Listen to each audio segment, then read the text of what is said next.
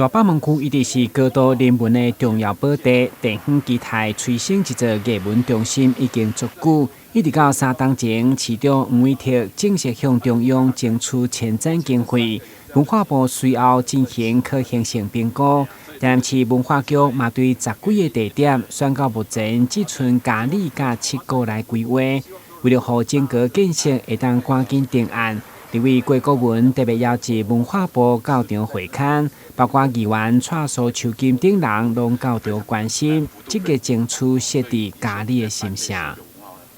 台南市政府呢，这有关于呢这个盐分地带文化中心的这个选址工作应该赶快告一段落，明确的地点才能估计出来明确的时程跟预算，那这样我在中央才有办法争取。今天最重要的用意呢，其实回应地方的期待与民意的一个需求了因为地方都对于这一个盐分地带的这一个文化中心充满高度的期待，可是进度呢却稍有迟缓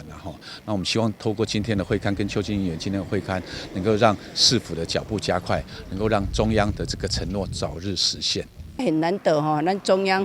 已经有共识地方咱的市长嘛拢交这议员嘛真共识咧争取啦咱嘛希望这个艺文中心的定位如我们郭立伟讲的，这定位赶快出来，咱还当对中央争取经费期程再慢有可能未来成为泡沫啦。所以咱期待赶快